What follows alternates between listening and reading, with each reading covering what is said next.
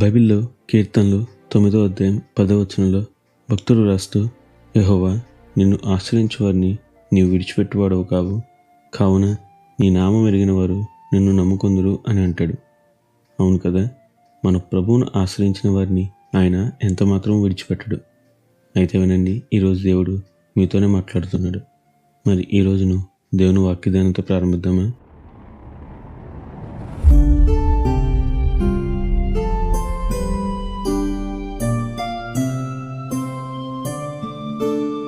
మీకు తెలుసా, దేవుడు తన వద్దకు వచ్చిన ఎంత ఘోర పాపనైనా క్షమిస్తాడు.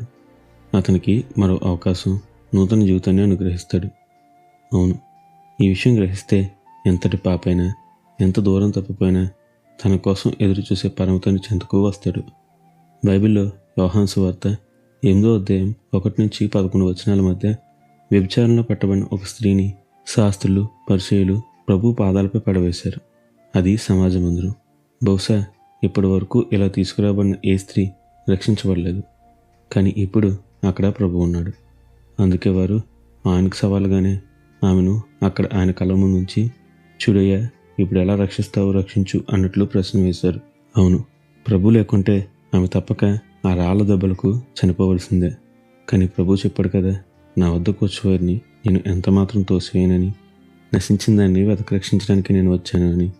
అందుకే మీలో పాపం లేనివాడు మొదట రాయి వేయమన్నాడు. కిందకు వంగి నేలపై ఏదో రాశాడు. అంతే, ఒక్క రాయి కూడా ఆమెపేం పడలేదు. చాలామందికి సందేహం, ప్రభువు అక్కడ ఏం రాశాడు అని. కానీ నాకు మాత్రం ఓ విషయం తెలుసు.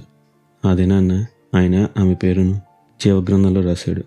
అందుకే ఆమెను శిక్షించడం ఎవ్వరి తరం కాలేదు. మరి ఈరోజు నీ పని అయిపోయింది అనుకుంటున్నావా? విను, నా ప్రభువు తనను ఆశ్రయించే వారిని ఎన్నడూ విడిచిపెట్టడు. మరెందుకు నా యేసుని చెంతకు రాకూడదు? అట్టి గొప్ప ధన్యత దేవుడు మనందరికీ దయచేయునుగాక. నిత్యం ఘనత, మహిమ, ప్రభావములు యేసుక్రీస్తు నామానికే కలుగునుగాక. ఆమెన్. హల్లెలూయా.